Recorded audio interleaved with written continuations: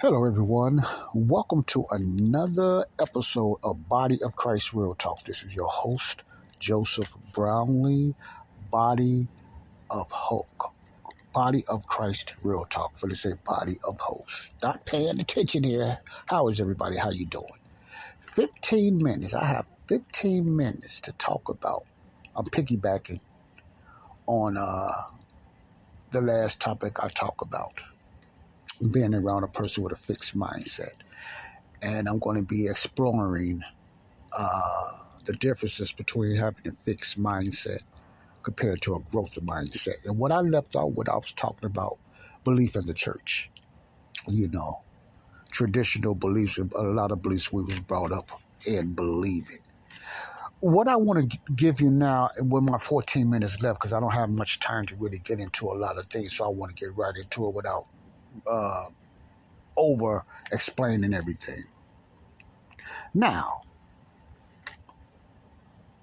the growth mindset.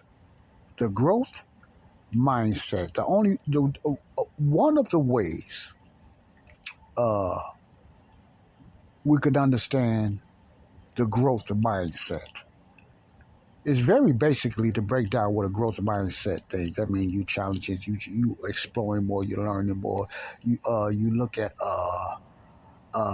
setbacks as new ways to learn things. You don't just give up. You just don't stop. You don't limit yourself. You keep going. That's just partial of a growth mindset. But let's talk about the brain. You ever heard of neuroplasticity? Neuroplasticity. Now, first of all, neuro is a nervous system relationship with your brain. It's the nervous system, the electric stuff and all the kind of energy that works in your brain, the nervous system that's in your brain.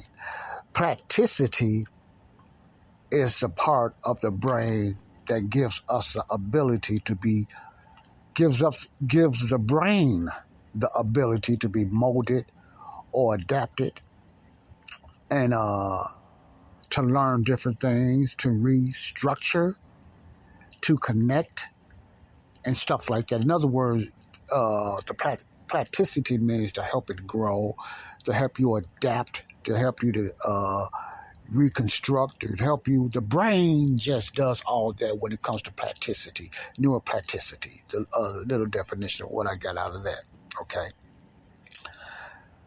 The brains are not fixed entities. They possess the remarkable capacity to change, adapt, and grow. Let's check this out again. I'm reading from one of my articles. The brain is not a fixed entity. The brain possesses the remarkable capacity to change, to adapt, and grow. All this is based on our experiences, behavior, environment, and thoughts. And I'm going to stop right there before I get into more of that. Now, all that I said, I just said, I'm going to put it in so a fifth grader can understand, like myself.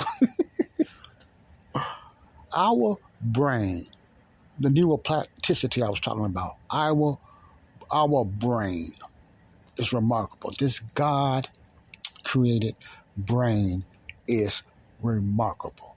The brain is so complex. And it has so many parts moving in it. And it has so many names about our brain.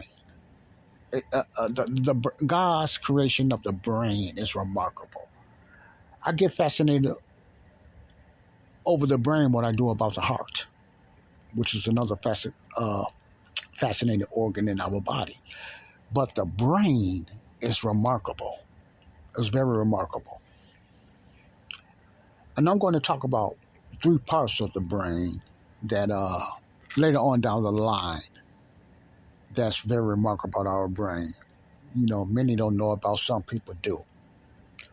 One of them is a prefrontal cortex. The prefrontal cortex. That's like the front part of our head. The prefrontal cortex. Okay? Then you have your part in the middle is called the amygdala. Then you have the limbic. Now, the amygdala and the limbic kind of like the awareness, the fear guns that shoots off, stuff like that warns you of danger and fear and your nerves and stuff like that. It brings that flight and fright kind of thing that goes on, and anxiety and panic attacks and stuff like that. But also, when you get cut or when you get hurt or you feel kind of weird or something scares you or you have a funny feeling, that's kind of the setup of your kind of emotions of fear and stuff like that. In other words, those are the parts of the brain that sets off your fear. Not so much your emotions, but it protects you. Because without those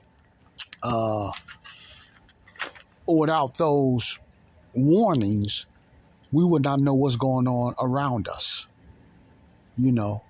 Sometimes the amygdala can get hijacked, but we don't know what's going on around us. So it's in charge of our awareness, danger sign, and different things like that when it comes to the amygdala, the middle part, the little walnut part in the middle of our brain, and the limbic. The limbic is more like it keeps the information that we got. It's like we can remember some of our fears and a lot of other things because of the limbic, but that's another deep teaching in itself. I'm still learning on that. But the neuroplasticity I was talking about, the brain, the working of our brain, and the plasticity is a part that we can adapt and we can adjust and stuff like that when it comes to the plasticity. Now, what that got to do with the growth mindset? Now, in order for these mechanisms to work properly when it comes to the neuroplasticity, I'm just going to call it NP for short because I tear it up, NP for short. When it comes to your NP, in order, that does not grow and develop and adapt automatically. Though that part develops and grows and adapts over the culture or the environment wherever we're around or whatever we was brought up in. I was talking about churches and different things like that. That's how that develops. That's how it gets that type of information. See? So whatever information since childhood, when the brain was really working, right after 5, I think the brain really works after that, according to what I got out of the study. Right after 5 years old, the brain get to working. Whatever environment, whatever teaching, whether it's at home, school, church. Now that's from 5 all the way up. We have adjusted our brain. We have adapted to many things, and we exercise our brain more. That part. That can only take so much. We can overload it, of course. Especially when it comes to the prefrontal cortex. It's like a stage. You can overflood it, overload it. But I'm not talking about that part now. Now, I have 6 minutes left. When it comes to the growth mindset, listen carefully. When it comes to the growth mindset, the neuroplasticity, the part that adapts and that can be adjusted to help our brain grow, because our brain can grow, can grow. It only grows as we learn more. Listen to what I said. It only, according to study, it only grows as we learn more, or we exercise it and we learn more. It only adjusts. Then whatever it learns, it kind of adapts to it until we learn more. You follow what I'm saying? Until we learn more, we put more learning to it. See? It grows. Now, that happens in a growth mindset. Whatever you are learning, because since after 5, when the brain really starts developing, we have learned so much. We have been taught so much. Environment, culture, schools, and different things like that, work environments, beliefs. Now, this is where I want to go. The fixed mindset does not help the brain grow in that area. Okay, Joe, what do you mean? Because if we are set in a fixed mindset, meaning stand put, we don't want to challenge it. We don't want to learn nothing else. A fixed mindset person believes skills and abilities is the way to go further in life. They don't focus too much on effort and learning.